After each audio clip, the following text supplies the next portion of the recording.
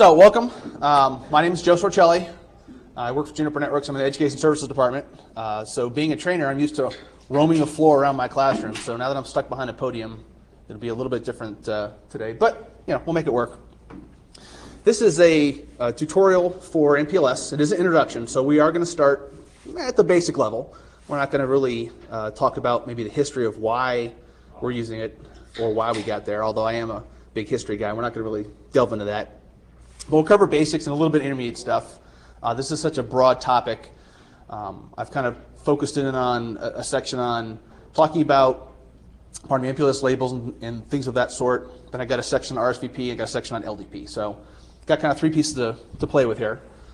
The first thing to get out of the way is everything in here is out of my brain, for better or for worse. Hopefully it's better and not worse, but it is out of my head.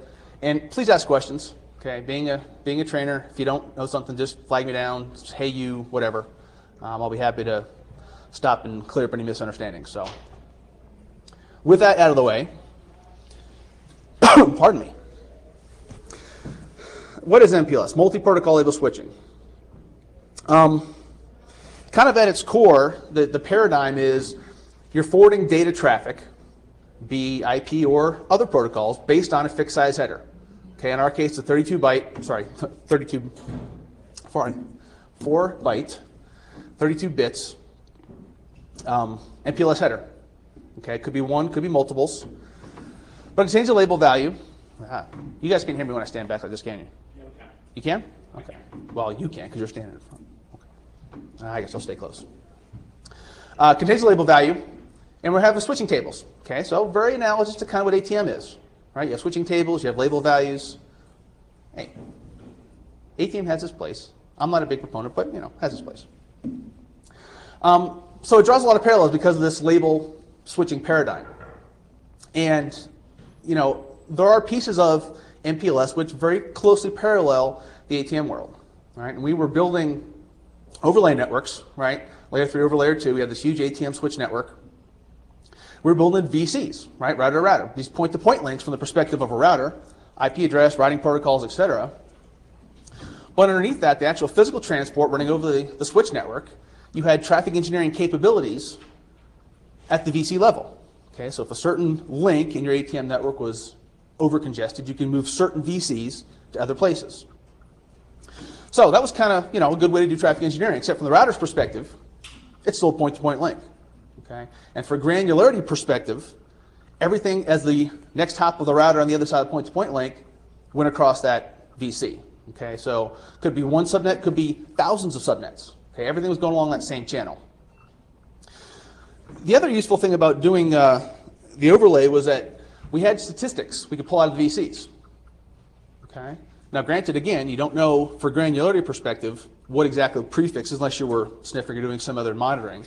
But you had stats to pull out of the VC. So these were good things that we liked, that we wanted to keep moving forward to MPLS. So in that perspective, a lot of times you can call a connection, MPLS connection, an LSP, as a virtual circuit. Okay, it is basically the same thing, except now we have more granularity. We can actually map an individual IP prefix to a single MPLS connection. Okay, so instead of having all the prefixes between me and my point-to-point buddy, now on a per prefix basis, I have the ability to send traffic into this virtual connection.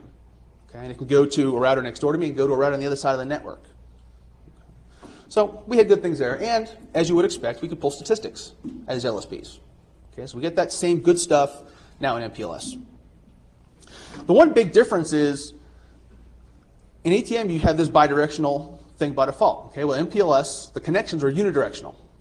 It goes from me to my partner.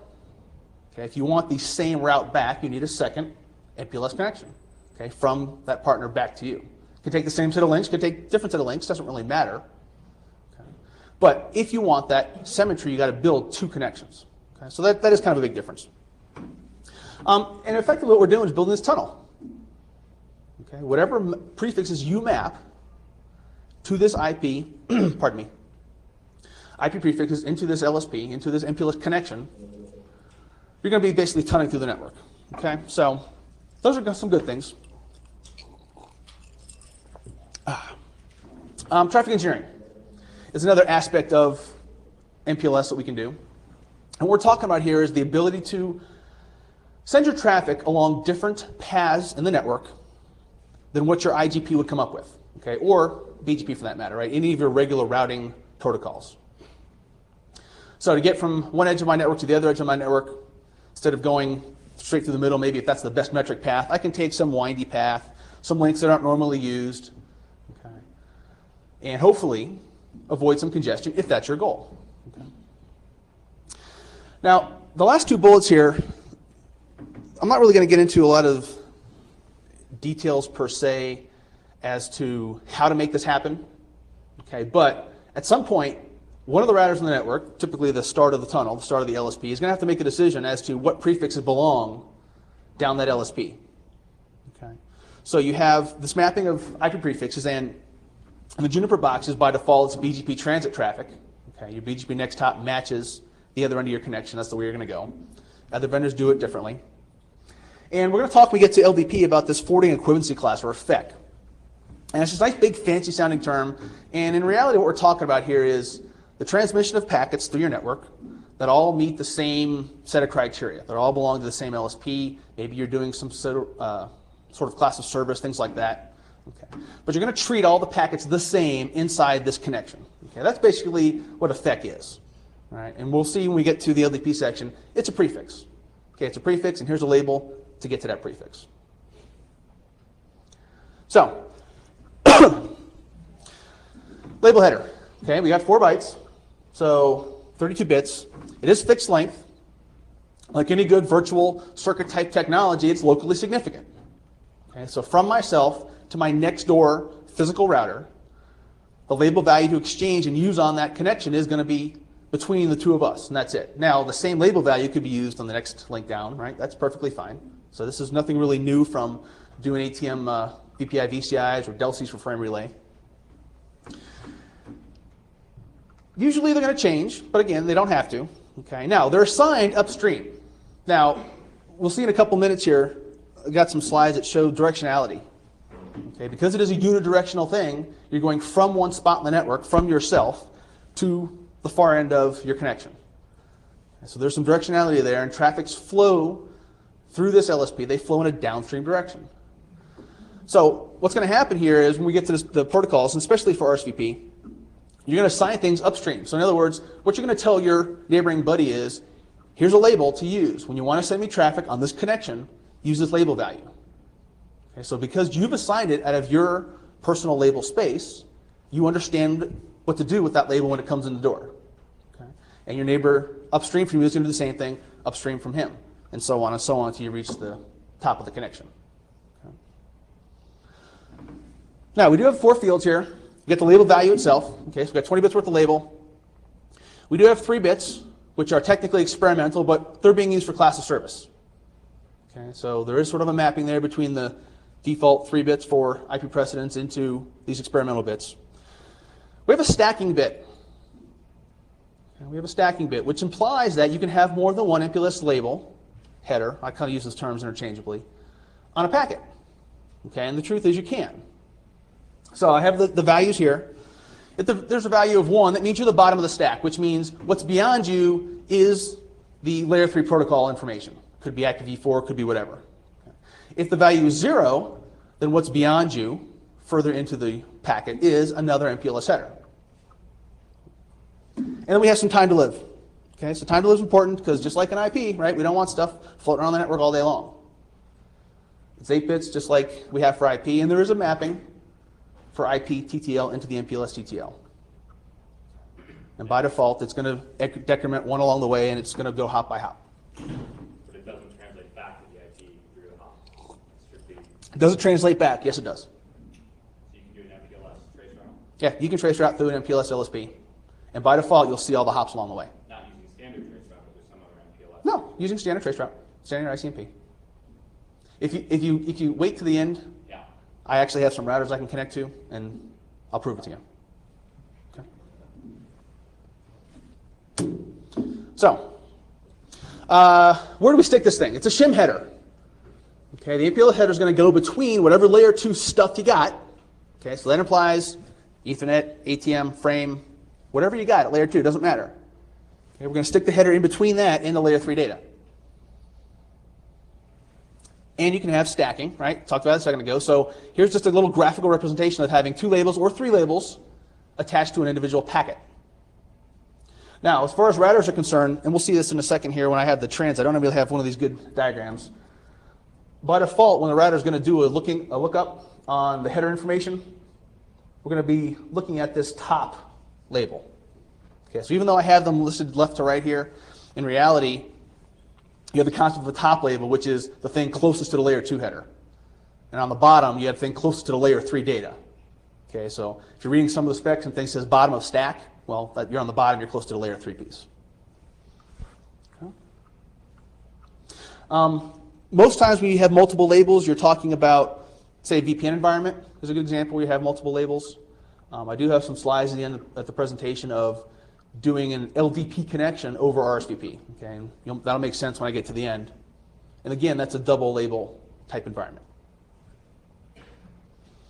So label space, we've got 20 bits, right? So we got lots of space to play with. There are, from 0 to 15 are defined by the IETF. And technically 4 to 15 are reserved and aren't used right now. So we only really have 4 well-known label values. Okay, label value of 0 is specifically for IPv4. It's called explicit null. And what it means is, when I receive a label value of 0, my function is to remove the MPLS header and do an IP lookup. You say label value of 0, you mean as defined as the first 15 bits? I mean within the space. You got 20 bits worth of space. Right. That'll be a value of 0. All zeros. Well, yeah. Because you got 20 bits, it's got to be a 0. So 1 would be, zeros on a 1 at the end. So you have a value of 0 in that space, and that is defined for explicit null. Okay. The 0 does show up in the label value, and we'll do a slide in a second here about how to use that. Value of 1 is for router alert, which pretty much says if you get this, send it to the control plane. Okay, the routing engine or the brain of the router's got to do something with this. Okay, and that's not really widely used today. Explicit null is a hunt packet that null zero to drop a drop. No. Explicit null. Sorry, No, that's okay. The explicit null says that if I'm the end of the tunnel, okay, I'm going to signal upstream, use the label value of 0. The penultimate hop. Yeah, okay, and I got some slides that'll talk about that in a second. So, label value 2, v6, explicit null, does the same function as v4 except it's for v6. Okay. Label value 3 is implicit null, also signaled by the egress router. Now, label value of 3 tells the next upstream router, the penultimate router in this case. Again, I got some slides coming, so I'm using terms I'm not going to define yet, to do the removal of the MPLS header, okay, and send me whatever's left. So instead of doing the removal at the egress, the end of the tunnel, you're actually pushing it upstream by one router. Okay. By the spec, you will never see a label value of 3 show up in an MPLS header. Okay, you signal it, you tell the router to use label 3, but that's really an indication to do this removal function. Okay, so you'll never see a label value of 3, whereas opposed to label value of 0, you will see a header show up with a label value of 0. Now it's got to be the bottom of the stack, because by definition, when you remove the header, you have to do an IPv4 lookup. Okay, so you can't have a 0 value somewhere higher in the stack. So we got a bunch of these rules to play with, and we'll see the difference between a 0 and a 3 in a second. Now, other than that, from 16 all the way to the top of the space can be used dynamically to start handing out labels. Okay, and every vendor does it differently. For Juniper, we start at 100,000 for dynamic allocation. Okay, and go up from there. We do have some ranges set aside for doing static LSPs. We have some ranges set aside that we don't use for reserve stuff. Now, it doesn't mean if somebody tells us to use a label value in our quote-unquote reserve space that we're not going to use it. Sure, we will. It just means that we won't allocate from our own space upstream one of these label values. Are there any inter-provider standards for labels? No, you don't really need them as long as everybody can use from 16 on up. Okay. I don't mean whatever. Oh, you're talking between ASs? Yeah. No. That's kind of like a pairing relationship. If you want to do that, then you establish with your parent. Okay. So we have these nice fancy terms we worried about, and in reality, you could probably go the rest of your life without remembering any of this stuff, and you'll be okay. But for sake of completeness, all right, let me go through them real quick. We have the concept of how do you hand out labels. Okay, so label distribution. We have two methods to do that. We have downstream on demand. We have this thing called unsolicited downstream, or downstream unsolicited, depending on which spec you read. They actually use both terms. So downstream on demand is pretty simple. You will only allocate a label when your upstream router asks for one. Okay, so I'm going to ask for a label, and I'm going to expect to get one back. That's downstream on demand. Unsolicited downstream is the opposite of that, which is you don't have to be asked. You can, at random, well, there's some rules we do for LDP and how we do this, but theoretically speaking, you can just allocate a label. So here's a prefix, here's a label, have at it. Use it if you want to. Okay, that's unsolicited downstream, whereas downstream on demand, there's an explicit request and the sending of a label value. Okay, so we'll see when we get to RSVP how downstream on demand works. We'll see when we get to LDP how unsolicited downstream works. Okay, so they use different values there. Label retention. If you're told about a label value, what do you do with it? Okay, so you have this liberal mode, which is I'm going to keep everything I ever heard. Vice conservative mode, which is I'm only going to keep the stuff I'm actually using. So here we have this age-old trade-off, right, between memory and failover speed. If I'm doing conservative mode, I conserve memory, right, because I'm only keeping a subset of stuff in memory. But if one of those links goes away or my neighbor goes away, then I have to relearn the label values to use something else. Okay, so that takes time. Whereas in liberal mode, I'm using up memory hanging on to these labels, but in a failure mode, I can quickly switch over to something else. Label control. So retention is how I hand stuff. Label control is, when you actually send labels. Okay, so even though I said in downstream unsolicited or unsolicited downstream that you can just randomly send a label, that's a sort of. Okay, in reality, you're going to have to abide by one of these things in the bottom here, either ordered or independent. Okay, and an ordered very simply says you can only send a label value in two cases. One, you're the egress, you're the end of the tunnel, okay, which means you can start advertising labels upstream.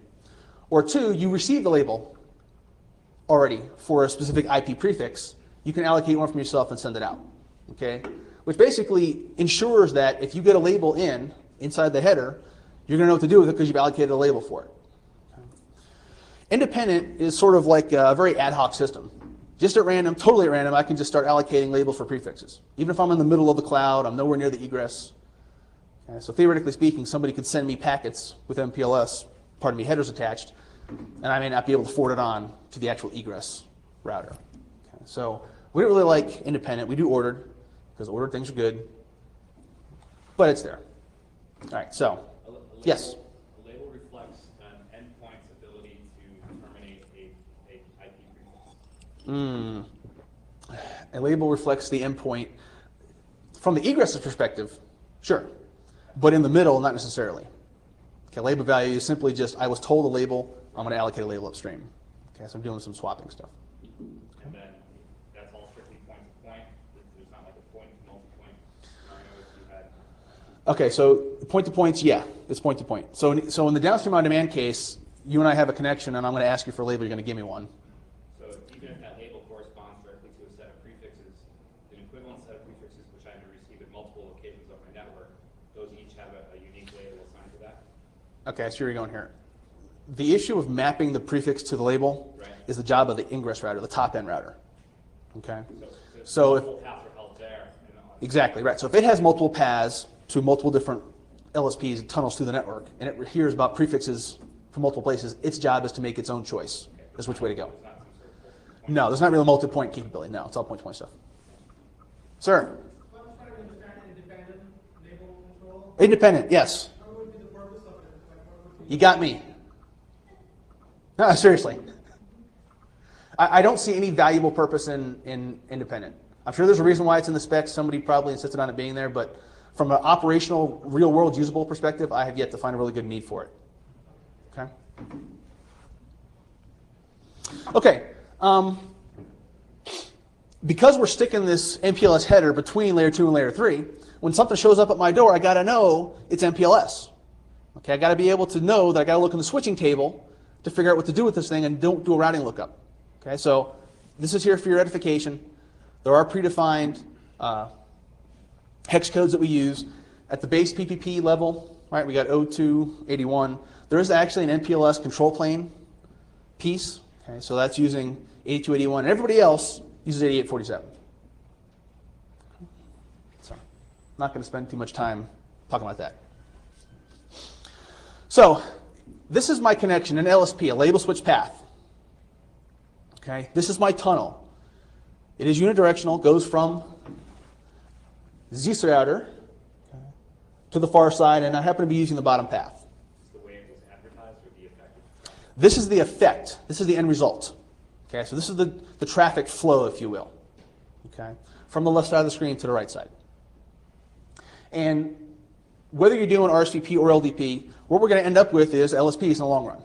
Okay, so terminology, everybody's favorite topic.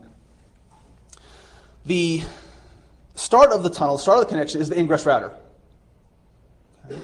This is where packets get mapped. So it's the job of the ingress router to do this mapping between IP prefix or prefixes to the LSP. Okay, so if I have LSP A, B, and C, and I decide to send traffic for 1010/16 down LSP A, that's my decision. Okay, and when the routing lookup comes in and I attach a label, it belongs to the label I heard from my next downstream router on LSP A. It is the head-end router. That's a term that people use a lot.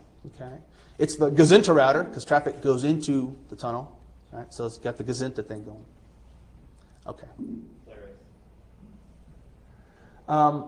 Upstream, downstream. We do have directionality here. Okay, so from the perspective of the routers further along the LSP, if you will. Okay, the ingress is the most upstream you can get. Okay, so you have this upstream, downstream. That's going to be important when we start talking about RSVP. Okay, because messages flow either upstream or downstream depending on what their function is. Now, we have this functionality called the label push. This is the fancy way of saying, let me add a label. Okay, so whether I have a native IP packet and I'm adding a new MPLS header, or I have an existing packet with an MPLS header on it and I'm adding a second or maybe a third MPLS header, it's a push operation. Okay, so you push it onto the top of the stack. In the middle, we have transit routers, if you want them. Okay, you don't have to have transit routers, technically. You can go directly from ingress to egress, and they're directly connected. That's perfectly allowable. Okay, and I actually know some people that are doing that, mainly for statistics reasons, because everything else is LSPs. But if you have them, you can only have a max of 253. Any idea why we have this constraint?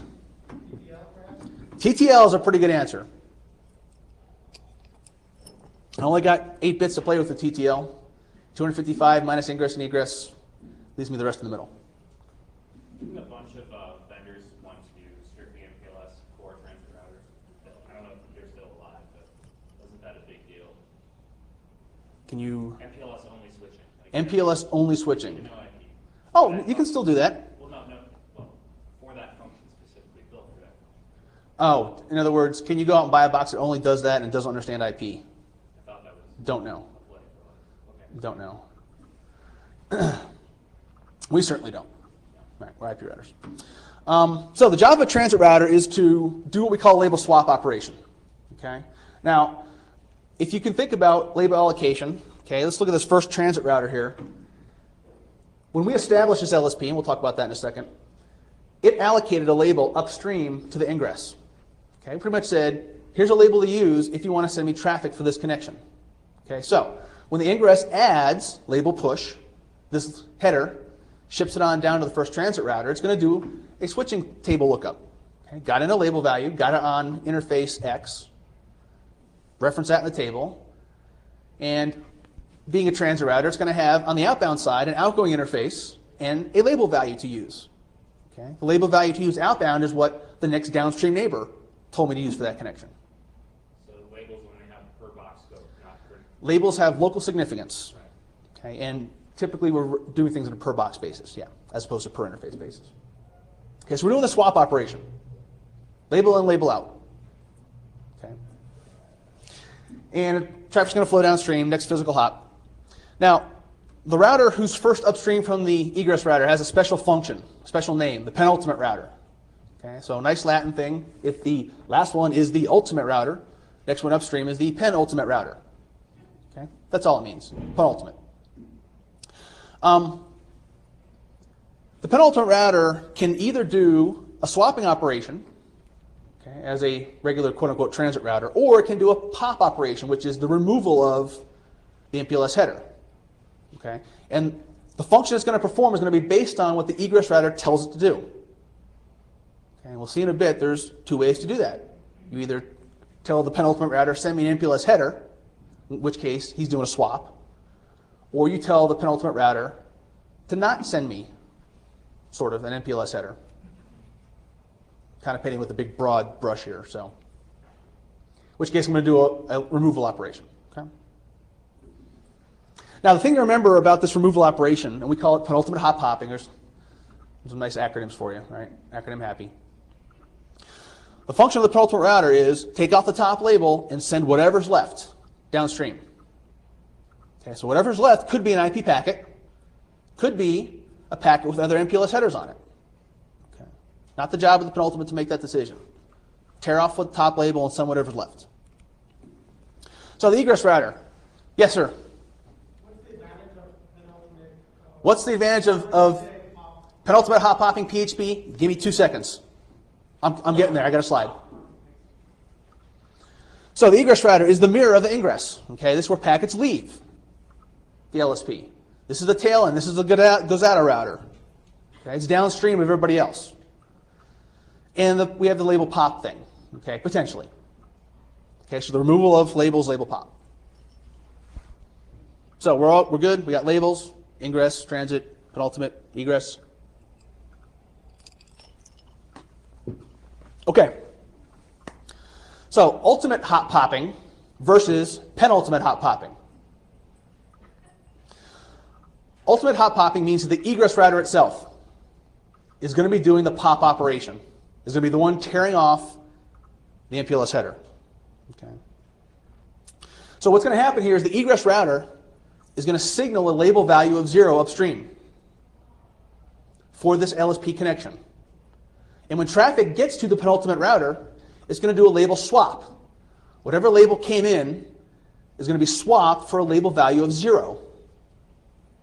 Okay, so the packet that actually is transmitted from penultimate to the egress router has an MPLS header on it. By default, just one. Actually, by spec, just one. It is in the bottom of the stack. Of all zeros. Of all zeros in the label value. Okay. Egress router receives this in. Label value of 0 says, do a pop, followed by an IP lookup. Class of service is way outside the scope of today's talk. Is that why you would keep the... That's why you would probably keep it, yes. That's a really good reason. Okay. So we're going to do an IP lookup on the egress router in our IPv4 routing table, forward based on whatever that says. Okay. You said class of service is way out of scope, but Yes. is that maintained throughout the path? Yes. Or is that manageable? It is, well, there's two ways to play there. By default, in our boxes, it's maintained. If you run with our defaults, it's maintained because it's all set to zeros. But you can go box by box and make it do something else. Okay. So, why do penultimate hot popping? Well, what if this egress router had thousands and thousands and thousands of LSPs terminating on it? It's doing lots and lots and lots of popping operations. Okay. So, let's pass the buck. Let's move, let me slide forward 2 slides here. Let's move the functionality of this pop upstream. Okay. So, specifically, it's really helpful for stuff that's not ASIC based, right? Because if you're doing CPU lookups on the egress router, doing lots and lots and lots of pops gets kind of bad. So we're going to pass the buck. Okay, move it upstream. So going back a slide, the egress router is going to signal a label value of 3. What that tells the penultimate router is your function for this connection is to do a label pop and forward whatever's left to the egress. Okay, so if whatever's left is IPv4, the egress router simply does a v4 lookup. Merry Christmas, find the next hop, and off we go. If whatever's left happens to be an MPLS header, then the egress router does a MPLS switching lookup, finds the label value, and off we go. So that's all we're saying here. We're passing the buck. Now, a label value of 3 is never going to show up in an MPLS header. It can't, by definition. Okay? Spec says no, can't do that. Bad router. So it's a signaling thing. In all the show outputs, you'll see label value of 3, but you don't actually use that to transmit packets. Okay? Means PHP, do the pop and throw. So, did it answer the question? Yeah. Okay. Some on software switching routers, right? On hardware routers, you don't use that. Hardware routers is not as much of a big deal, yeah. Because you have to do that absolutely right. Right. But most folks are doing this by default. Okay, yes, sir. When your penultimate and your ingress router is the same. Okay, when I'm... When the penultimate and the ingress router So I have a single hop LSP is what we call that, right? Ingress to egress, okay? If the egress router signals label value of 3, what that means is I'm supposed to do a pop operation, but if I'm getting in IPv4, I don't really add a label. So what it turns out to be is regular v4 on both sides of the link, okay? But technically, from the ingress router perspective, I forward it across an LSP.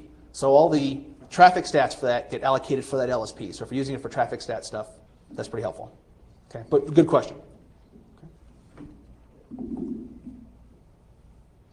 Okay, so let's look at how we send IP packets along the tunnel here.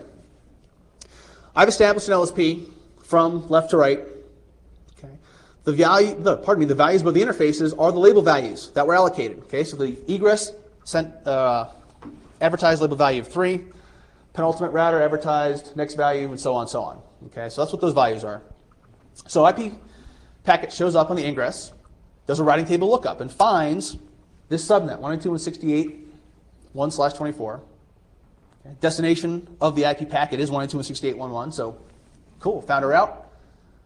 My next hop is the LSP. Okay. So my functions do a label push, add on a label, okay, add on a header. And I stick on a header, it's got a label value of 101.456. And I forward it to the next downstream router. Both the transit routers in this case, doing label swap operations. Okay. They understand labels that came in because they're the ones that allocated them. So we swap 101.456 for the next one in line. Again, swap 108.101 for the next one in line. Now we come to the penultimate router. Okay. Got a label value in of 100,001. Its switching table says, do a pop. Okay. So it tears off the top label, throws whatever's left downstream. In this case, happens to be an IP packet. Okay, so native IP shows up the egress router. We do a regular v4 route lookup. We find the next hop. Off we go.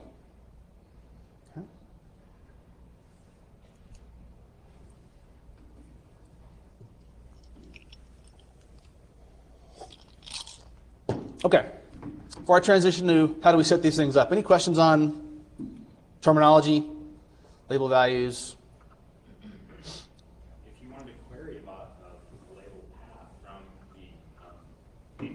I'm on the ingress and I want to figure out what the path is through the network. Does it somehow spit out all those LSP mappings for the hops? Does it spit out LSP mappings? Not exactly. If you're using RSVP, you can see what hops you're taking, but you have no idea in the middle on those transit routers what label values are being used, unless you go to the transit router. Okay. Good question. Okay, so signaling protocols. RCP, okay, Resource Reservation Protocol, pretty well known, originally designed for end hosts in a network to be able to allocate resources, right? Set up a connection between themselves for the transmission of packets, right? We have this notion of policing and bandwidth allocations.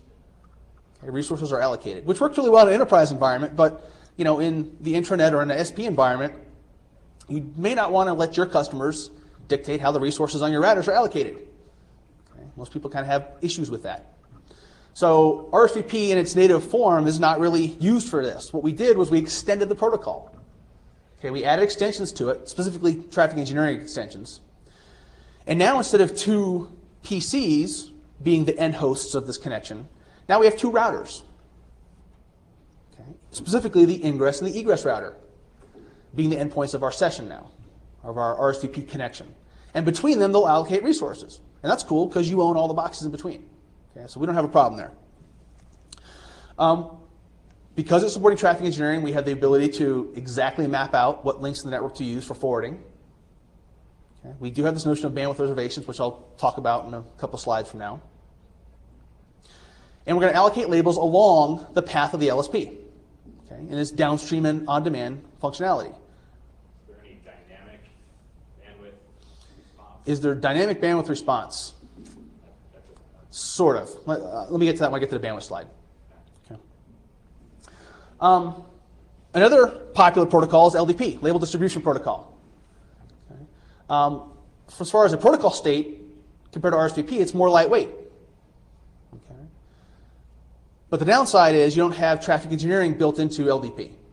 Okay. So you're forwarding things using labels, but they're following the IGP shortest path, or whatever your routing, normal V4 routing best path would be for the destination.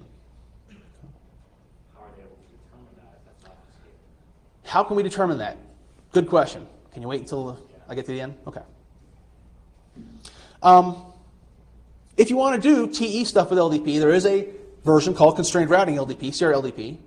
Okay, the only real problem here is that it got limited support from vendors, like specifically on our M&T series routers, we don't support that. On our E series routers, we do.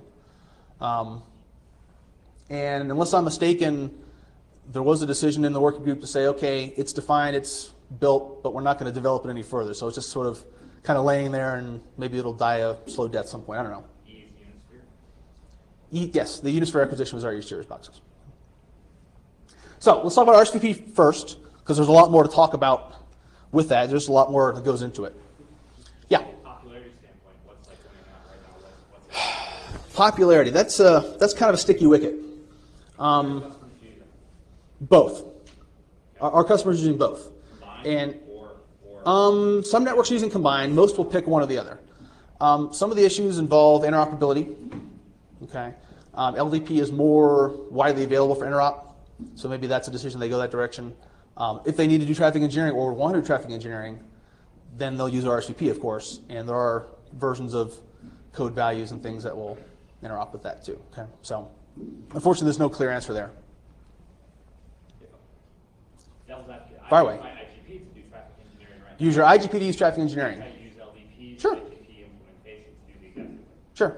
Yeah, if you're happy with the actual links that are being used for forwarding in your network, then yeah, you can use LDP. I just don't have explicit path. You don't have the ability to do explicit path stuff, yeah. Does LDP support equal cost multipath? No. You have an LSP, it's a connection from you to someplace else. So what happens if one gets bigger? Well, that's an implementation dependent thing. For us, we're going to do a random choice, just like we do in our regular routing table. Okay, so if I have 3 possible ways to get there for an individual prefix, I'm going to pick one. Okay.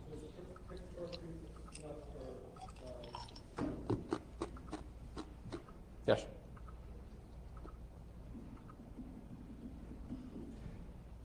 Okay. So the connection from ingress to egress. An RSVP session. Okay, it's this concept of a session, this logical connection from ingress to egress. And it's defined by a couple of things. We have the destination address, so the egress router ID typically is what we're talking about. There's a tunnel ID assigned by the ingress router.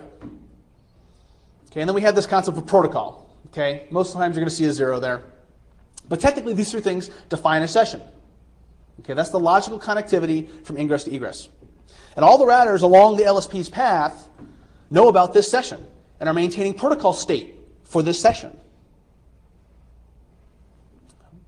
Now, technically speaking, you can have multiple senders assigned to this session, which some people think, whoa, wait a minute, I got these multiple physical boxes all sending stuff down the same LSP. Not exactly. What we're talking about here is from the single physical ingress box, multiple paths for this LSP. So traffic engineering things, I can have a primary path and a secondary path, say. Those are different senders from the perspective of RSVP. And we allocate them differently by this LSP ID value. Okay, so the ingress router picks these different LSP ID values based on which path it's using within the confines of a session. So I have secondary path here. Fast reroute detours are another way to do that. Okay, so there's some advanced things that you can do with different senders technically. Now, once you establish your session, that's the point at which 2 neighboring RSVP routers become neighbors. Okay, so if you don't do any LSPs in your network and you run a command that says, show me all my RCP neighbors, you're not going to have any.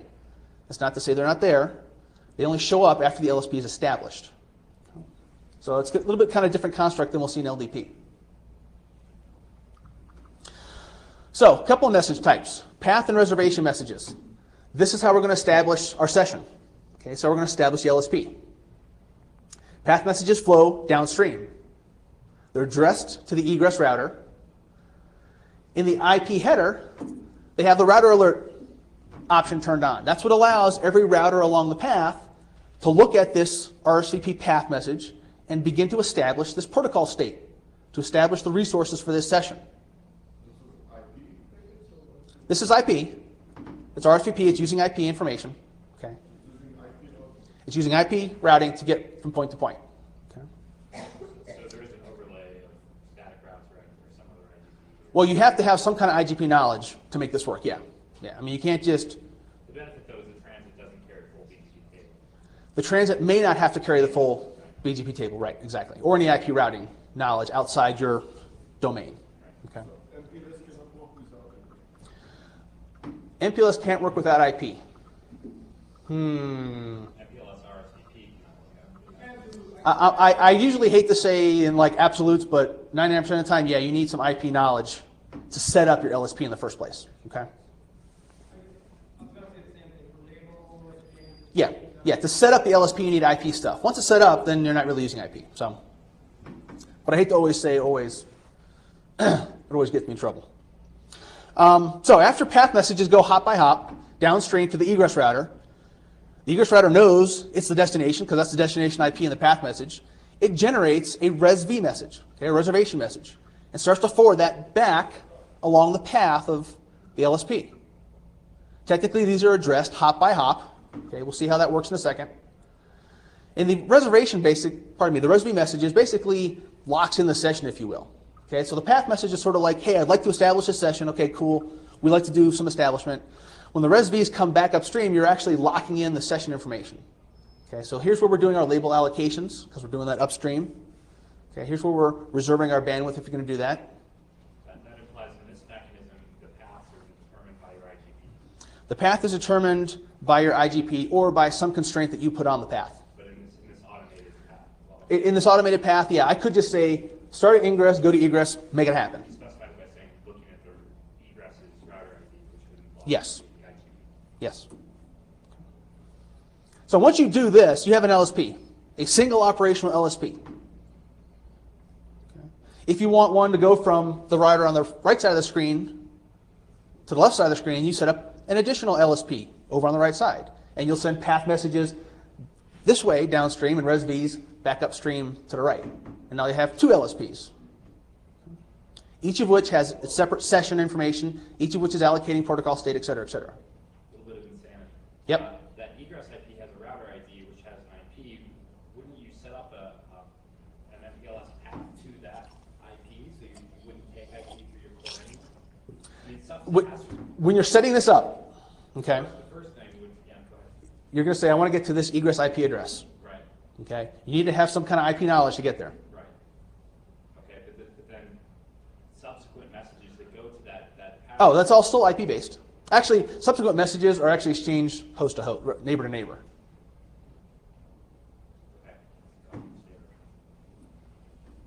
Okay. I can see it coming. Yes. Are the path and reservation messages not hop by hop or neighbor to neighbor? No, you send them hop by hop. The path message is destination address to the egress. Correct. So everybody along the path knows where to get there, but they are sent hop by hop.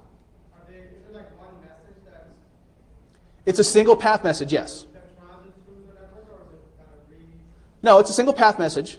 All the routers in the middle inspect the contents because of the router alert option. There's no modifications to the contents of the message anywhere on the path, are there? Sort of. Look, when I get to some RSVP objects, like explicit route, record route, we're going to modify some of those things. Okay. That router ID is an IP destination. Yes, the router ID, the egress address is an IP destination. I agree. So isn't an MPLS path set up for that happens under that? What do you mean by set up for? Shouldn't my ingress router have a label switch path to get to the egress router's IP? Before you establish the LSP? Something it has to be formalized first. Something has to happen, but then are subsequent packets sent through MPLS, or is it still? No, everything, as far as RSVP is concerned, it's IP. So you only map MPLS labels to your EGP learned routes, not to your IGP routes. You can do them to IGP learned routes. So, but for the purpose of transmitting RSVP, it's still an IP thing. So there is a way to set up this LSP to the egress and have this ingress router, when you do a ping, say, to the egress address, go through the LSP. Sure. But the RSVP protocol packets don't do that. Okay, so I know it's kind of a weird thing, but trying to abstract protocol establishment and maintenance from user packet forwarding. Okay.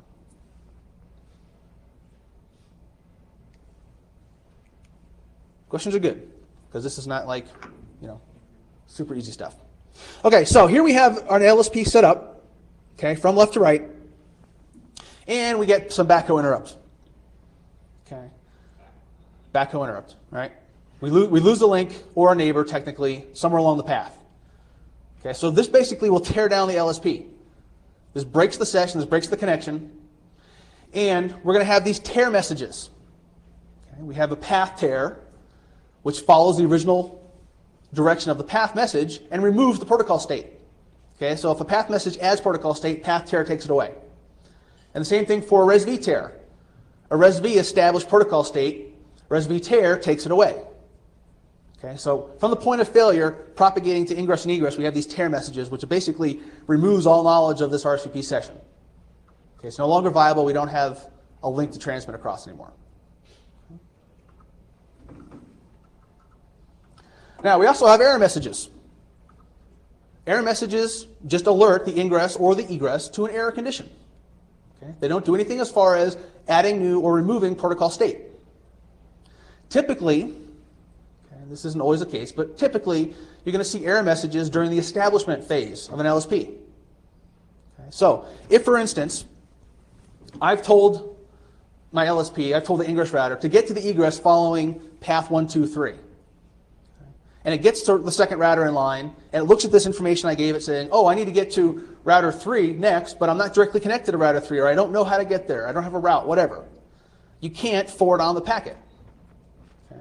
That's an error condition. So you'll stop processing and you'll send a path error message back upstream to the ingress router. Other error times you might see an error message is if you're doing, say, a fast reroute type detour. It's kind of an advanced topic, but another way to get error messages when you're not doing a session establishment. Okay, but typically you have problems setting up the session. That's all error messages do, just alert you. I assume all tuned for like hold down so flagging link doesn't draw RSVP insanity, or you can do message bundling, okay, to add multiple individual messages between you and your neighbor so you're not constantly sending stuff. There are timers involved here with how often you send path reservation messages and stuff. Yeah, so there is some sanity there. Okay, now, I didn't want to get too gory into details here, but I do think it's important to talk about the contents of these RSVP messages. Okay, technically speaking, we have this kind of TLV type construct. We call them an object. There are some that are required, some that are optional. Okay, so for a path message, right, path message from ingress to egress, we need a session object, which is going to contain stuff about the session, right? Destination, IP, that tunnel ID value we talked about. Okay, so the session thing's got to be there. It's kind of important. That's how you identify the resources for the LSP. We do have an RSVP hop, which is how you're recording who your next downstream or next upstream neighbor is. Okay. Technically, this is changed hop by hop. Okay. So this is how you get packets back upstream. You go from router A to router B with a path message. It has router A's interface address in it. Router B establishes some protocol state, and as part of that says, oh, my next upstream guy is router A, and here's his IP address, here's his interface address. And when router B sends that same path message to router C, it's going to change the value in this object and put its own interface address there. That's how router C knows who the upstream guy is. Okay, so when you get to the egress and you start sending these resvs back, that's how we know the exact path to follow back to the ingress router, okay, with this hop object. Sender template, it's in there to define who the sender is. Okay, that's their LSP, that's where you put the LSP ID. We have this T-spec object. If you're doing bandwidth reservations, that's where you're going to put the value of bandwidth that you're trying to reserve. And we have this thing called the session attribute, where we have some priority things where you can define this LSP is more important than this other LSP. Okay, and you can kick somebody off the network. Okay, that's where that information is stored. Now, technically speaking, these were all defined originally for the spec. We did extend them for traffic engineering so they understand things like tunnel ID values and things like that. In addition, we have some things that we want to care about for an LSP. First of all, we have a request for a label. That's pretty important because we're doing downstream on demand. Okay, so as the path message flows to the egress router, each router knows, ooh, when the ResV comes back, I need to allocate a label here. Okay? RSVP, TCP based or UDP? RSVP runs right on top of IP. So it's neither. It's its own protocol. So as far as, have there been attacks of like trying to shut down paths? Don't know. Using that? Yeah, don't know if there's been DOS attacks against RSVP stuff. Couldn't tell you. If it's just strict IP packet, it can be sent anywhere unless you have some sort of protect, like a 1918 core or IDP. Am I making any sense? Are you making sense? Yes. You're going to be sending these messages using IP routing. So if you have a route, you're going to send it whether it's a private address or not. If somebody gets in and does malicious things to your network for IP routing purposes, they could interfere with RSVP. Is there any sort of MD5 or encryption? You can do MD5, sure, Okay. between neighbors. Yep. Share key, keep people out. Yep. Explicit route. This is the power of RSVP for doing traffic engineering. This is the way that you tell the LSP to not use the IGP shortest path. Go here first, go here second, go here third, et cetera, until you get to the egress. Okay? So this explicit route object, ERO, this is the way we do traffic engineering. You can manually create this, or you can let the router do it for you. Okay? We'll talk about ways and how that works. Okay? So you have either manual or dynamic creation. Take your pick. Lastly, record route. This is the way the ingress router knows who's along the path, for one. For two, we're going to use it for loop detection. Okay, so much like in BGP, we have AS path, right? You get in a message, you look in the AS path. If my own AS is there, this is a loop, throw it away. Same kind of concept here. If you receive in a path message, or a ResV, we'll see in a second, and you look in the record route object and you find your own IP address there, this means you've already seen this piece of information, specifically within the session.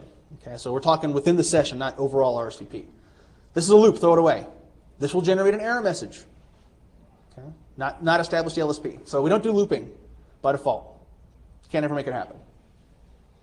Okay, on the return path on the ResV side, we're going to have, again, the session, because that's our unique identifier. We're going to have the hop information. Again, this is information up, so you know who your next downstream router's IP address is. We have this thing called the style. Okay, and this is how we're going to allocate, pardon me, some bandwidth things. You either have the default, which we call fixed filter, which is for every unique sender to the egress, that's a separate bandwidth reservation. Okay, so you have a primary path, bandwidth of 10 meg, that's 10 meg used up. You have a secondary path for those same ingress-egress sessions, and you ask for another 10 meg, that's now 20 meg used up. Okay, you add a third path, 10 more meg, it's 30 meg. Okay. That's fixed filter. Every unique sender to egress gets its own reservation stuff. The opposite of that is shared explicit, which is for the multiples of senders to the egress. Okay, again, within the session here, okay, but you can have multiple senders, primary, secondary, third, fourth paths. They're going to share that bandwidth reservation. Okay, so you're not going to do this double counting function. So those are your two options. It's carried in the ResV. Flow spec, that's where we're going to have our bandwidth information that mirrors the stuff in the sender spec. The LSP IDs carry this thing called the filter spec. So we have different names, pretty much the same information. The label, hey, that's kind of important. Okay, in the path message, we ask for labels and label request. And the ResVs, we're actually doing the allocation. And it gets contained within a label object. So whatever the value is that you're going to stick in, that 20-bit value, that's what you stick there. And we have a different record route. Okay, so we're recording explicitly the path back up. This is in case you have to get paths down and on the way back, something changes. Routing changed, you lost a link before you can establish the LSP. Okay, you start routing things differently. Just an extra added protection. Okay. Yes, sir? When you're doing that, does it create a new path for tunnel ID? When I'm doing what, specifically? Well, say for instance, a break occurs in the tunnel. Okay, so during the establishment session or once it's already established? Once it's already, Okay, so once I'm up, I got a break. right. Okay. Numbers cut some. Yep, okay. Does it recreate a new tunnel ID, recreate everything? It's going to depend on the ingress router's configuration. Okay, so more than likely you're going to try and set up a new LSP to the egress along some other set of physical paths. Okay. So it just redirects. Yeah, you're going to tear down the whole LSP. You're going to build a whole new one along some other set of links. Generally speaking. Okay. Okay. Bandwidth. Always like to talk about bandwidth when it comes to RSVP. Yes, sir. You add a new link to your core network. Add a new link. Does your, Will I move LSPs to that are already operational? right, You have that option. By default, no. By default, once they're up, they're going to stay where they belong. You have the option of moving them over if you want to. manually? Or No, you tell the ingress router, you got new stuff, reevaluate the network links, and it'll pick a new path. After a path is established, after RSVP signaling is done, Yep, LSP's up. that's when there is a networking participant and the IGP path changes. Okay? The old path is no longer valid. Okay, what do you mean by the path's no longer valid? Like Let's say a hop in the middle dies, a router in the middle dies. what happens to the data? That's the same thing as a link failing. Yeah. Yeah, the whole LSP's got to go away. And what triggers that? What tells all the routers or ingress routers that the LSP is not down? Those tear messages. The path tear and the reservation tear. Oh, because the adjacency on the neighboring routers. Yeah, see, how you detect the failure is kind of going to depend, right? If it's a link failure and it's a sonnet, you're going to find out right away. If you're going into a switch, there's some timers there when you have to hear from your neighbor. And if you lose the hold down, you lose the neighbor relationship, then you'll start sending tear messages upstream and downstream. RSVP has a keep alive RSVP's got hellos and keep alives, right? for all of its labels? No, for you and your neighbor. Okay, so you can have multiple sessions, multiple LSPs between you and your neighbor. You only really need to know if the neighbor's alive. Okay. Okay, bandwidth. This is always a fun topic to talk about because what you're affecting here by these bandwidth reservations is whether the LSP gets set up or not. That's it. End of story. Nothing else happens. Okay? I didn't want to put it in red or make it any bolder than that, but we're not doing policing. Okay? Routers along the LSP don't do policing. Now, can you police before you get into the LSP? Sure. There's no problem there. Okay? Can you know by some means, network monitoring, that traffic that you want to put on this LSP normally averages about 10 meg? Sure. You might want to set up a 10 meg LSP.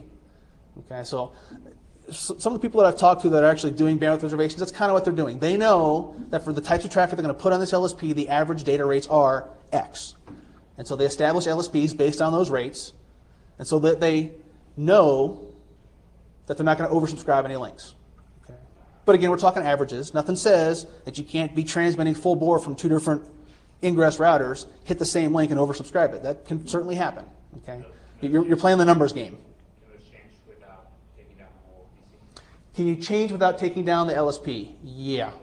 Okay, you can, if you have stats turned on and doing some monitoring things on the ingress router, you can monitor how much actual traffic you're sending, and you can automatically adjust those bandwidth values. Okay. How is that done? That part of it? Who monitors how much is going through the LSP? Okay, if you've turned on the statistics and things like that, that's the ingress router. But who monitors whether that's not too high up and whether it should, path should be computed or not? The ingress router. So you can tell the English monitor to. You can tell the ingress router to monitor the stats on this LSP. You've allocated 10 meg right now, and if over a period of some time it averages, say, 20 meg, then re-signal the LSP and ask for more bandwidth. So you can do that. Yes, you can. Is there some way of limiting the hysteresis so that? Well, is there a way to limit stuff? You're pretty much talking about timers. Okay, like you don't want to do it every second, you don't want to do it every minute. Typically, you want to do it like maybe even once a day. If all of Okay. your traffic suddenly increased with 50%, you could have a serious problem. Yeah, if you're doing it too fast, you end up in the mode of, ooh, this stuff is unused, and you throw your traffic here, and then suddenly that's unused, and you throw your traffic back here, and then now this is unused, and you just have this huge thrashing in the network, and thrashing is bad. Okay, so you want to be kind of protective of that. And by the way, you have to turn that, you have to really ask nicely for that. That's not the default. Okay, the default is you lay it bandwidth and it's there for the life of the session. Okay, if you want to do this monitoring, you have to ask nicely. The bandwidth is explicitly, sorry. Go ahead. By the customer, so I would expect they would just check against the rest of the P stats and make sure things are same. The bandwidth is set up by you on the ingress. The customer can ask you out of band, but it's not. We're not doing RCP there. Yeah, I mean the ISP. Yeah. Setting up the Sir. If the LSP is established and the network is in the steady state. Yep. There's no link up and down. Yep. So convergence. Does the LSP ever age out? Is it established indefinitely? Or It's established indefinitely. so that has nothing to do with RSP refresh time? Yeah, I mean, you'll refresh to make sure your neighbor's still alive. You'll keep the protocol state alive. But as long as everybody in the network runs and there's no failures, it'll just stay up forever. Okay, so you have to go to the ingress and tell the ingress, please tear this down. Okay, ERO. Ooh, got to pick up the pace. ERO, this is how we do traffic engineering. Okay, this is very much like loose and strict source routing for IP stuff. Okay, you can define loose hops within the confines of your network, which says at some point from ingress to egress, touch this node, or touch these two nodes, or touch these three nodes. Okay, you process it in order. Okay, with this loose concept. We also have the functionality of doing a strict hop, which says you must be directly connected to this next address I just gave you. Okay, so you can define go loosely to this first router, go strictly to the next one, and then loosely someplace else. That's fine. You can define, if you want to, strict from ingress to first transit, strict to the next, strict all the way along the way. Okay, and that's how you get this non-IGP shortest path thing. Okay. If you're doing loose, you're using your routing table to find the next hop and to get to the next hop. Okay, so if I said get from A to B and some point touch router C, then between A and C, we're doing IP routing lookups to figure out how to get to C. And then once we get to C, we're doing routing lookups on how to get from C to the egress. Okay. So along the way there, for loose hops, we're doing IP routing lookups. If the explicit node in your loose hop goes away, are you in trouble? Will it not? If you said, I want to touch router C at some point, and router C is not there, you're hosed. Yeah, you won't ever set up the LSP. Okay. Yes? Is it routers or interfaces that you specify? You're specifying IP addresses. Okay, so typically for a loose hop, you're putting the loopback ID, get there somehow. For a strict hop, you have to specify the interface addresses of your next door neighbor. Okay. So here's an example. I want to get from router A to router C, and my ERO currently says use router D loosely. Okay, so I formulate my path message. The destination address is still the egress, router C, but because I had this ERO, I have to do a routing lookup and say, how do I get to router D? No, I turn out to be directly connected to them, so I fling them to router D. Router D receives this, it's got the router alert, takes a look at it, says, oh, look, has this ERO, and the only thing listed is myself. Okay, cool, I can now ignore the rest of the ERO because there's nothing there. Now I need to get from myself to the egress router. I do a routing lookup. Okay, now assuming that we have all equal cost links here, I could either go through router B, router E, right? That's a choice based on what the routing tables decided on. Router D happens to pick E, and we set up the path along the bottom. Okay. So strict is what you would expect. I got to be directly connected. Okay, so from the ingress router, I said go to D strictly, then go to B, then go to E, then go to C. Okay, so I built this nice little serpentine path through my network. And every router along the path, when it inspects this path message, is going to examine the ERO. Okay, so first router in line D is going to get it and say, oh, the first address is D strict. Is that me? If it's not, this is a bad ERO. I can't do anything with this. I have to stop processing and send error messages back to the ingress. But it is D in this case. So it processes the path message, and now it goes to forward it on to the next hop, B. Technically speaking, we take D's information out of the ERO. Okay, so here we're modifying an object again. We forward it on to router B, does the same thing on my next, and so on all the way till we get to the egress. Okay. Now you can mix and match if you'd like. Go to D strictly, and then from there, get to B using IP routing. And once we get to B, use IP routing to get to the egress. Okay, so totally cool mix and match, no problem there. Now, if you're going to manually do EROs, you got to really know what your network looks like. Okay, you got to have knowledge of how things are set up because you can end up in problems. For example, go to B loosely, then to E loosely. Okay, so the path message end up on router E. It's the last thing on the ERO. Its job is to do a routing lookup to get to the egress. router C in this case, which says go back to B. He's going to forward the path message back to B. B is going to look in the record route object and find its own address for that session and go, you know what, this is a loop, we shouldn't do this, stop processing and send error messages. Okay, LSP will not be established in this case. Okay, so make sure you know what your topology looks like. Yes? More specifically, does the path error messages actually cause a breakdown LSP? Well, the LSP is not established at that point. So the error message is just telling the ingress router, hey, I couldn't establish this. Okay, and it'll try, well, in the case of you defining the ERO, it's going to keep trying that path forever. Okay, but if you do some automatic stuff, depending on the situation, you may be able to take a different path. Okay. I think topologies are changing all the time. I can see this being real key to take care of. Yes. Topology is changing a lot of times. Manual EROs can become a hassle. That's where these come in really handy. Okay, automatic ERO.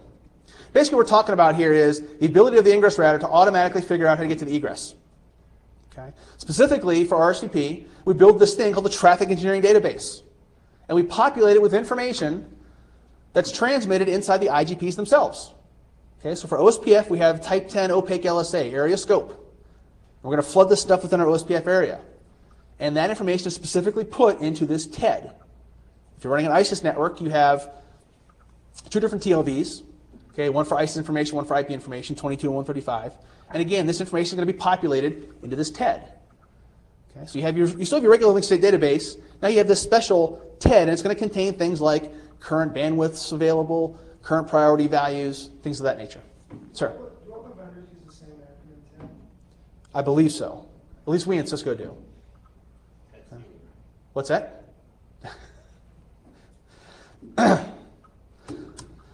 So, who am I directly connected to? Because you have to make sure you have a path. Okay, so you have interface addresses there, you have router IDs, you have bandwidth information, priority values.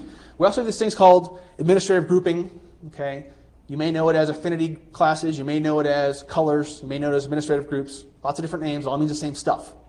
Okay, all this information is stored in the TED. And when you tell the ingress router to go from yourself to the egress, it's going to consult this database. And it's going to use a modified version of SPF called constrained shortest path first, or CSPF, to figure out how to get from the ingress to the egress. And the result of this CSPF run is an ERO, a strict hop ERO detailing every exact node along the way. Okay? Now, by default, if you just say get from ingress to egress, go, it's probably going to follow the same path as your IGP shortest path, because the same values, the same topology exists. Okay? But you can supply constraints. You can apply some of these administrative group things. You can apply, bandwidth reservations. Those are constraints that you provide to CSPF, which alters the output. Okay, and we'll see how that works in a second here. So, the algorithm, in sort of a very nice high level, you have this traffic engineering database. If you've asked for a bandwidth reservation on your LSP, the first thing we're going to do is go to this TED and we're going to tear out of it all of the links which don't meet the capability of your bandwidth request. Okay, so if you've asked for 20 meg, say, on your LSP, and there's a link in the network that only has available 10 meg left, we're going to take that out of the TED. Okay, technically, we have this little subset of this separate data structure. We're going to tear that information out. You can't use that link. There's not enough bandwidth request, or enough bandwidth available. So if you have bandwidth, you're going to do that. Tear all those links out. Then the next two have to do with those administrative groups, those colors. Okay, if you've told the LSP to only use links which contain this group value, say gold links, then every link which doesn't have that value doesn't meet the constraint and has to be removed from the TED. Okay, sort of a reverse logic there. But if you ask me to do this link color, if you don't got it, you got to be taken out. You don't meet the constraints. Then if you told me to avoid links with a certain color, say management links, then I got to remove those links that do have management on them, okay, or that group value assigned to them. So what I do is I prune out, based on my constraints, all these values, and now I'm left with a subset of data. And now I figure out how to get from ingress to egress on the remaining set of links. Still might be the IGP shortest path, might be some other serpentine path to the network. Now, in addition to this, It still has reachability, but it's been constrained to exclude. Does it still? well, if you still have reachability, sure, you'll establish it. But even, Yeah. even if it's one of these things that's constrained to say exclude this path. Well, you're not really excluding the path. You're excluding certain links in the network from the LSP being able to use them. You've got a stub and it's somehow been excluded. Oh, if you've got a stub and you exclude the link to the stub, then you don't have reachability to the stub anymore. You won't set up the LSP. Okay. Now, number 4 here talks about manual EROs. You still have that ability. Okay, I can still say, get from router A to B and touch C at some point. We're going to go through and do our pruning functions, and then we're going to run CSPF from the ingress to the first hop in my manual ERO. Then we're going to do a second CSPF run from the ERO, the first hop of my ERO, to the egress. Okay. If I've defined multiple loose hop EROs manually, we're going to do multiple CSPFs all along the way. Okay. When we're done, we're going to combine it all back into one big ERO. Okay. So we take all these little subsets of runs we did. We made it from ingress to egress following some paths that all meet the constraints. We have an explicit route object that it strictly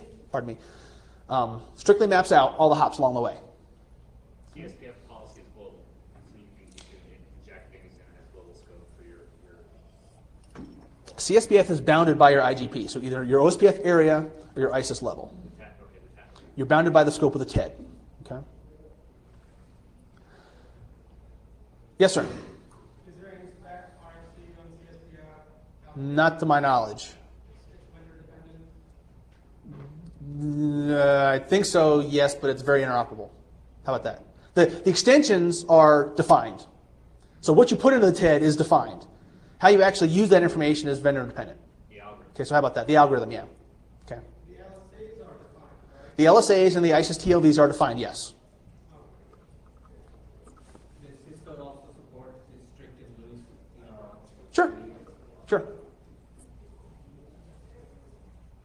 Now, if the end result is multiple paths in my network, I got to make decisions now. Okay, because the end result has got to be a single way to get from ingress to egress. So I go through all my constraints, I go through my manual ERO, and I still have multiple ways to get there. First thing I'm going to do is check and see, are any of these multiple paths through the network, does the egress address I'm trying to reach match the last hop address? Okay, now, if you're doing loopback egress routing, none of them will. But you can't set up an egress as an interface address. Okay, in which case, if path 1, 2, 3 are available to get to the egress node, and you've told the egress address to be the IP address of this interface, so they're going to pick path number 1. Okay, so that's really what that first bullet says. But if we're doing loopback egress addressing, that doesn't help us. So now we're going to pick the fewest number of hops, physical hops. Okay. If we still have multiple paths at that point, then we're going to come down to this nice little load balancing thing. Okay. It has to do with your bandwidth reservations, and there's lots of gory stuff that goes into number 7 here, but at a high level. Random is the default, which means you'll just randomly pick a path. Statistically, over time, you've load balanced stuff across your network. Okay, very consistent with what our BGP transit traffic load balancing thing does. Or you can configure this thing called most fill, which means move the LSP to the link which has the most reservations currently on it. In other words, fill up my pipe first, then go and start filling up this second path, then go and start filling up this third path. The opposite of that is least fill, which is put the LSP where there's the least amount of current traffic, well, current bandwidth reservations. Okay, so number 7 is very bandwidth dependent, but if all that's random, works pretty well. If you really get into the gory guts of least fill, most fill, a lot of peaks. After I finish explaining it, like in a training class, people go, yeah, I'll stick with random. So, okay, no problem. So anyway, you have an ERO when you're done. Now, admin groups. What you're transmitting inside OSPF and ISIS is this 32-bit vector, okay, with a 0-1 turned on at every bit position. So from position 0 to 31, that's what you're really transmitting. Okay, now, local to your router, you're going to give it these nice fancy names. Gold, silver, best effort, management, don't go here, Joe Bob, call whatever you want to. And you're going to assign that name to a value. And then assign that to your interface. Okay. But in reality, what you're transmitting in the TED is this bit vector. Okay. So you can define this link as a gold link. Could be a gold and a best effort link. You can put multiple values on that same physical interface. That's fine. Okay. So when you look in the TED, you're going to run through this include-exclude stuff. You're going to figure out this router has gold on this interface. It's connected to this router. Does this router also have that same bit value turned on? If the answer is yes, then they agree on what that value is, and you can use that link if you've asked for that color, okay? Or that affinity class, whatever you're calling it. So, if you have multiple values, either as use gold or silver, sorry, it's logical OR. On the exclude side, same thing. Exclude management or exclude best effort. Okay, so you can define multiple things to include or exclude, logical ORs. You take the include and exclude and add them together. So you have to both, and if you look at the algorithm steps, you'll see that, right? You have to satisfy both the includes and the excludes.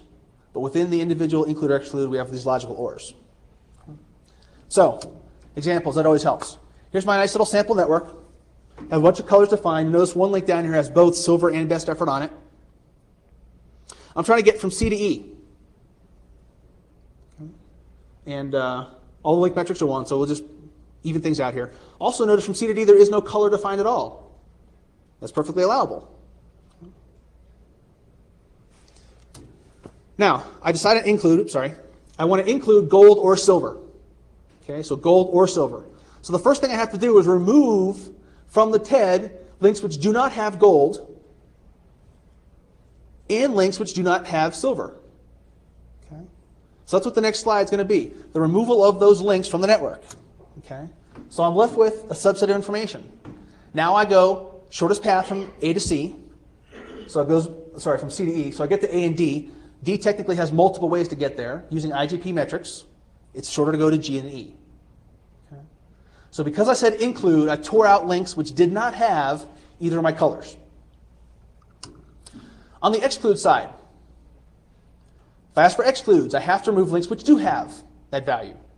So if I want to exclude best effort, I have to take out the links which have best effort on it, which is a whole one link. So that goes away. We shoot right across the middle. Okay. Now, if you noticed in the include, my CD link had to go away because it did not include the color. But for excludes, no harm, no foul not to have colors listed. And of course, I can combine both. Okay, so I should include gold or silver, which is what we saw a second ago, and exclude best effort. So all my non-gold and silver links go away. My one link with best effort, which was my D to G link, is now also gone away. And now I only got one way to get from C to E. Okay. Now, if one of these links that I'm using right now, say, had best effort assigned to it, can't set up the LSP. I don't have a way to get from point A to point B using the constraints you gave me. Okay, you asked for too restrictive of information. There's no concept of prefer, it's strictly include, exclude. Include or exclude, correct. Okay. Config stuff. Let me actually start talking about LDP real quick. But basically, you need to tell the router to support the protocols. Okay, so family MPLS on our interfaces, the Junos boxes, turn on RSVP and MPLS on the operational interfaces. For your iOS stuff at the global level and the interface level, you got to turn on MPLS traffic eng. Here's your ERO examples. Okay, so you define the path through the network. You give it a name. Okay, you define what the hops are, either loose or strict, and the IP addresses that go along with them. Okay, and this one here is the reference of that user-defined ERO to the LSP creation. Okay, so here I have this thing called user-defined ERO, and I apply it to my LSP. So get from this ingress router to the egress router, whose address is 192.168.32.1, using this set of loose hops. Okay, go to 20.1 first, then to 24.1, then to 36, then to 40. Okay. You didn't include those, yeah, opaque, or ice. That is true. The short answer is ISIS is on by default. For OSPF, turn on the traffic engineering command at the global OSPF level. Okay, so LDP, kind of a whole different construct here. Okay, a whole different construct from RSVP. Here we're going to have the concept of two neighboring routers, either physically connected or can be remote, becoming LDP neighbors. Okay, so you're going to start sending out multicast 224.0.0.2 to the UDP port 646 packet saying, I'd like to do LDP. I'd like to do LDP. Okay, I'd like to do LDP until somebody responds. Okay, usually when I'm training, I just do this until one of the students pipes up, but I don't have time for that now. Okay, so when somebody finally responds, says, hey, cool, I'd like to do LDP as well. You then have this neighbor relationship. Okay? Now, a couple things happen here. One, we have this at the very bottom below, this concept of an LDP ID value. Okay? That's how you're defining your label space. Am I doing per box or per interface allocations? Okay, we'll see how that works in a second. The second thing is we have this concept of how are we going to form this follow-on LDP session? Because we're going to have a session to worry about. What are going to be the source addresses and destination addresses for this session? You either use the source IP of this hello message, or you can include this thing called the transport address, which pretty much says, if you want to form a session with me, use this address. So I'm flinging hellos, I hear from a buddy, we now become neighbors. Now, if I happen to know I want to become neighbors with somebody on the far side of my network, I can do this thing called a targeted hello, which is a unicast from you to that guy. Okay. Same kind of information, transport address, label, or LDP ID. Okay. That router does a targeted hello back to you. Now you're neighbors. Okay.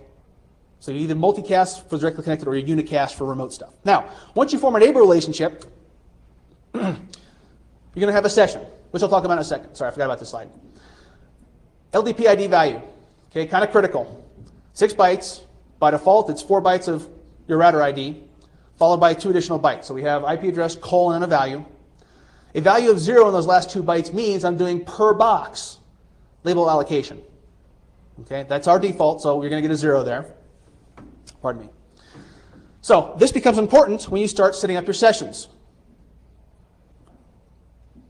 So 2 guys have become neighbors. They know each other's transport addresses.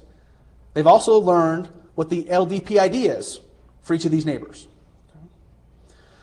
The router, sort of the neighbor with the higher router ID, is going to become what we call the active node. It's going to set up the TCP session. Okay, so we don't have this collision connection thing going on. The active node sends TCP, same port, 646, to the neighbor, setting up this LDP session.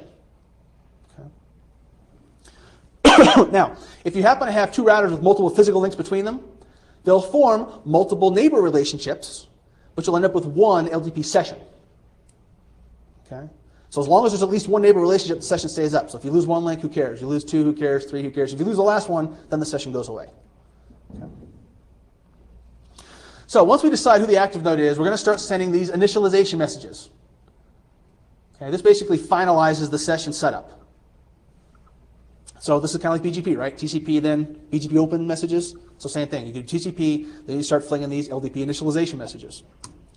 And inside there, you're going to include a couple of things. You're going to say, here's my local LDP ID, and I'm trying to connect to this neighbor who advertised earlier this other LDP ID. What version do I want to run? Version 1, of course. We have this help this whole time we're going to negotiate, so we know the session's up. But this is the thing I include in my initialization message, and I fling it to my neighbor. So my neighbor, the passive node in this case, gets it in and uses these LDP ID values to know which exact neighbor is trying to establish a session. Okay, so that's why those LDP values are important way back in the hellos. So assuming that I like, me being the passive node, all the information that was advertised, I send a keep live back saying, check, like what you sent me. The passive node is going to generate its own initialization message with the same information. Send that, pardon me, to the active node. If the active node likes it, sends a keep alive. Once we've done those things, initializations and keep alives back, session is up. Okay? Session is up and operational at that point. And only at that point does label things start to become important. Okay? If you can't form a neighbor relationship, you can't form a session, nothing's going to happen beyond there. So building up the block here. So now that we have this session, the first thing I got to do is I got to tell my neighbor what my interface addresses are. We're going to start using this for some of this. How do I pick the IGP path? Okay. So here's me. Here's my IP addresses on all my interfaces. Pardon me. I'm going to send that to you in this address message, and you're going to send it to me in an address message. So now I know I start to build some kind of topology information. And I have a reference for when you send me a label in the future, what physical next stop should I use to reach you? Because you sent it to me. What physical address should I use in this address message? Okay. So once we've done that, then the important stuff happens. As far as MPLS is concerned, we start advertising labels. Now, we're going to send both a prefix and a label value. The prefix is contained in this nice thing we call effect. Remember effect from way back when, earlier? Around about 90 minutes ago? Okay. That's a prefix. Could be your loopback address, could be some other IP address. It's up to you to define what it is. By default, we do loopback addresses. Okay. So what you're basically saying is, here's an IP address, here's a prefix, and here's a label to use if you want to reach that prefix. And you send it to your neighbor. Okay. So even though the neighbor didn't ask for it, not downstream on demand, it is an ordered thing because we have this established session. I didn't fling them a label randomly. We had a session. We've agreed to exchange labels. Okay? That's the key. That's the key to making this all work. So I send a FEC and a label. Neighbor sends me FEC and a label. We're happy. Now, if I have other peers who have sessions established with, they've sent me their FECs, I'll re-advertise those FECs to my new neighbor. By default, there's a full mesh of connections, and you'll end up with a full mesh of LSPs. Okay? So we don't really do the split horizon thing. I'm going to send you my stuff. You're going to allocate labels for everything I sent you and send it right back to me. Okay? We're going to advertise. We're going to put all this stuff into an LDP database. Okay? So for every session I have, I'm going to have here are the labels and FECs I sent out. I'm going to have here are the labels and FECs I got in for that session. And for a second session, I'm going to have the same information. And for a third session, et cetera. Okay, so for many sessions I got, I'm going to have all these entries in my LDP database saying, here's the stuff I sent, here's the stuff I got. Okay? So that's what this says. So by default, let's say we've got 10 routers in a network. Everybody's running LDP. We all form neighbor relationships. We all form sessions. You should be able to go to any individual router in that network and have a FEC and a label for every other, by default, loopback prefix in that 10 router network, which means you will be the ingress router for 9 LSPs, one to every other router in the network, whether you're physically connected side by side or whether they're 4 or 5 hops away. Okay. Now, because we have this conglomeration of information, we do have this possibility of doing routing loop issues. Okay? So here's where we're going to combine those addresses we sent earlier with our current routing table. Okay? That's how we're going to avoid routing loops. Okay? We'll see that in a second. Here's a nice snapshot of the database. So I have 2 routers, 192.168, 16.1, and 20.1 that have a session between themselves. The first chunk here is the input side. Okay? So 20.1 has sent these addresses and these label values. Notice it sent label value of 3 for itself. Right? We are doing PHP here. And on the outbound side, 16 has advertised these prefixes and labels. Okay, so 20.1 sent a label value of 3 to 16. He allocated a label value, in this case 100,112 right here, and advertised it right back to 20.1. Okay, now 20.1's not really going to use that because, duh, that's me. I don't need an LSP to myself. But we are advertising that information. Okay, so we're going to consult the routing table and figure out, all right, I was advertised this spec of, say, 192.168.1.1. Got a label value for it. Cool. Do I know about 192.168.1.1 in my routing table? If the answer is yes, then whatever my next hop is in the routing table, that's the label that I'm actually going to use in my LDP database. Okay? So, as a construct, let's say I got in I have 3 sessions, I get in 3 different labels. Right? Label 10, 20, and 30 from my peers. And I got 3 interfaces, right? 10, 20, 30. We'll just make them all match up. And to get the 192.168.1.1, I'm actually going to use interface 20, the guy in the middle. That's what my routing table says.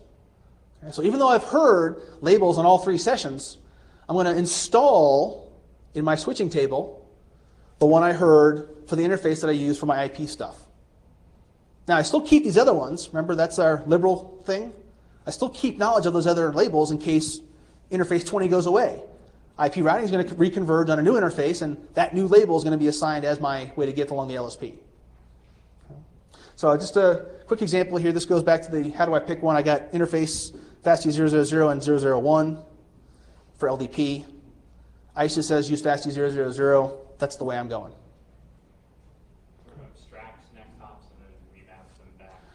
Does it extract next hops? Kind of, sort of. It's more like a consultation thing. Speaking, of course, at the high level here. I mean, without going into gory details. Okay. Yes, sir. I guess another way to look at it would be that, I'm just trying to put my head in, for RSDP, your ACC is on an interface, whereas for LDP, it's more like at loop apps. Therefore, you're kind of virtualizing your neighbor, and then you can look up on how to Well, forward things study. sort of. I mean, you're going to set up a session with your neighbor. Most times, he's directly connected to you. Okay, so just like an RSVP, you have the concept of I'm directly connected to somebody. How it comes to using the advertised prefixes, however, that's where the big difference comes in. Okay, so for RSVP, you're not going to necessarily use, say, the loopback of a transit router when you're mapping on the ingress how to use the LSP, where an LDP you are, because he is also an egress as well as a transit. Okay? Yes, sir. Table size? What, I mean, is it the one-to-one to the BGP table, or is it Okay, well, the LDP? the LDP, You've got a full. I got a full mesh, yep. And then is it the information it carries? Is it labeled for every destination? Well, so what I've got now, okay, if you want to talk specifically for the Junos boxes, what I'm going to end up with is my INET 3 routing table, Okay. the loopback of everybody else in my network. Okay. Okay? And so whatever protocol, by default BGP, is going to reference that, that's how you're going to map stuff. Okay? Joe? Yes, ma'am. You running a little late. Yes. I can see it's going really well, so And I got I don't know what to say. I got 2 more to go. Oh, 2 more to go. Okay, so real quick. If you want to do TE for LDP and you don't want to do CRLDP, okay, you have the option of tunneling LDP through an RSVP LSP. Whew, I know, brain twister. Okay, so basically what you got is this big LDP network, and somewhere in the middle you set up RSVP LSPs. Now, you have to have bidirectionals here, so you need 2 of them at least. Okay, and within the RSVP, that's where you do your traffic engineering. Okay, the ingress and egress routers become LDP neighbors and set up a session, a targeted hello session between themselves. Okay, so what it looks like graphically is pretty simple. I'm running native LDP from A to B. They become neighbors and have a session. I'm running LDP natively from E to F. They become neighbors and they have a session. I'm running LDP between B and E using these targeted hellos. They set up a session. Okay, so from the perspective of the LDP database, I got 3 links, right? A to B, B to E, E to F. So for LDP to forward traffic from A to F, I'm going to send 100,583, then 100,001, then router E is going to do a pop because he sent a label of 3, right? So from LDP's perspective, 3 hops, 3 set of labels. But in reality, to get from B to E, I'm actually tunneling within an RSVP LSP, which has its own set of labels that we allocated, right? Path, reservation, label request, label objects, okay? So what you're going to see here is a concept of a stack. Okay, router B is going to receive a label of 100,583. It does a lookup in its switching table, and it says, the first thing I have to do is do a swap for my LDP partner. So it's going to swap 100,583 for 100,001, because my LDP neighbor told me that label. Then it's going to add, it's going to do a push. And it's going to push on the RCP label of 100,006.039. Okay, so it's a swap and a push on the same router. Perfectly cool. Forward to router C, does a swap. Forward to router D. Now, he was told from RSVP label of 3. So he's going to pop off the RSVP label and throw whatever's left to his neighbor, which in this case is a labeled packet. And funny enough, router E gets in this label of 100,001, which it knows about because it allocated via LDP, does a lookup, does a pop because router F told him to pop, and he forwards IP to router F. Why would you ever do this instead of just using RSVP? What do you gain using LDP? Less protocol state on the edges of your network. Okay? Because if you only have, say, if you have a bunch of pops, and from the pop routers in your core, you full mesh the RSVP stuff, in the pops themselves, just run LDP and let it go. And you end up with a full mesh for everybody by default. Okay? So, we barely touched the surface here. There's a whole lot more for MPLS, which is way outside the scope, intentionally. Okay? Please feel free to send me emails. I'm happy to answer any questions for anything we talked about, plus anything that's on this screen. Okay? If I don't know the answer, somebody else that I know does know the answer. Okay? So, that's all I got. Thanks for staying late. Appreciate the time.